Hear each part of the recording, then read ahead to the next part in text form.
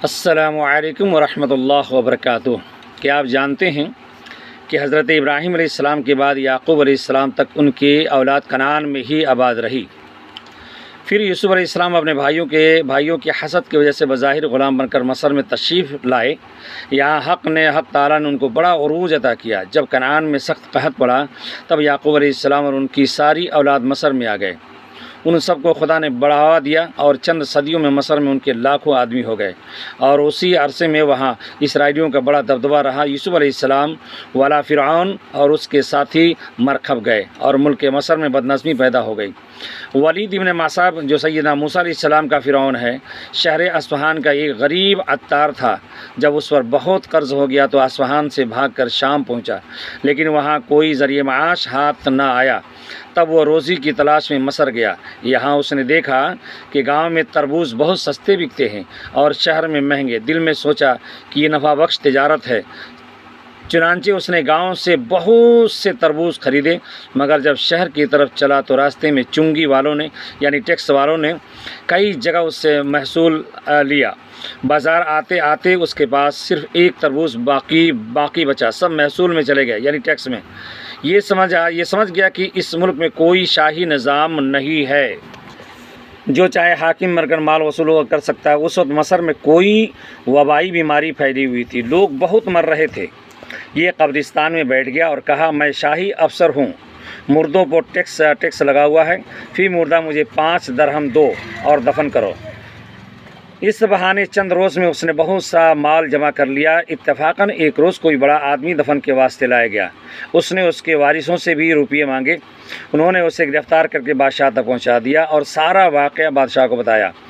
بادشاہ نے اس سے پوچھا کہ تجھے کس نے اس جگہ مقرر کیا؟ ولید نے کہا کہ میں نے آپ تک پہنچنے کا یہ بہانہ بنایا تھا۔ میں آپ کو خبر کرتا ہوں کہ آپ کے ملک میں بڑی بدنظمی پھیلی ہوئی ہے۔ میں نے 3 ماہ کے عرصے میں ظلماً اتنا مال جمع کر لیا ہے تو دوسرے حکام کیا نہ کرتے ہوں گے۔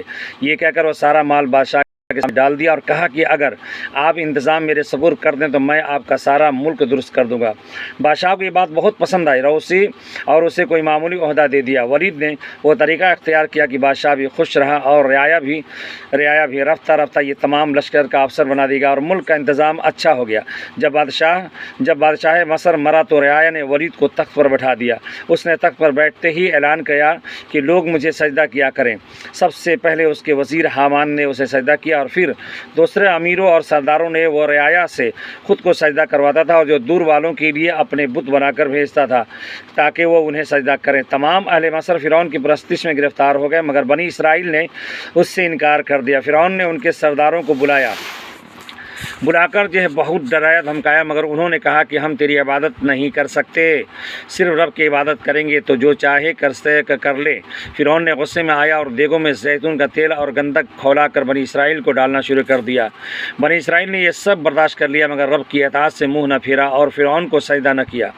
جب بہت سے بنی اسرائیل جلا دیے گئے تب حامان نے فرعون سے کہا کہ ان کو مہلت دیں اور ان کو دنیا میں ذلیل کر کے رکھ۔ تب اس نے جلانے سے ہاتھ کھینچا اور اسرائیلیوں پر سختیاں کرنا شروع کر دی۔ اس زمانے میں فرعون نے خواب دیکھا کہ بیت المقدس کی طرف سے ایک آگ آئی جس نے تمام قبطیوں اور فرعونیوں کو جلا ڈالا، مگر اسرائیلیوں کو کوئی نقصان نہ پہنچا۔ اور پھر دیکھا کہ بنی اسرائیل کے محلے سے ایک بڑا سا اژدہا نکلا جس نے اس کو تخت سے نیچے ڈال دیا۔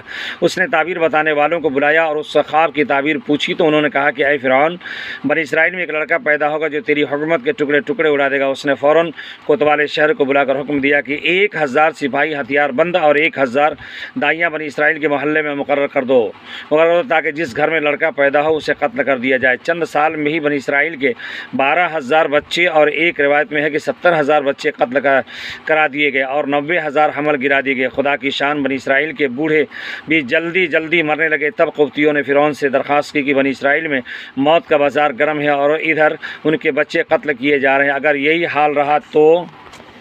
حال رہا تو قوم ہو جائے گی، پھر ہمیں خدمتگار کہاں سے ملیں گے؟ تب فرعون نے حکم دیا کہ اچھا 1 سال بچے قتل کیے جائیں اور 1 سال چھوڑ دیے جائیں۔ رب کی شان کی دیکھیے کہ چھوڑنے والے سال میں حضرت ہارون علیہ السلام پیدا ہوئے جو موسیٰ علیہ السلام کے بھائی تھے، اور قتل کے سال میں موسیٰ علیہ السلام کی پیدائش ہوئی۔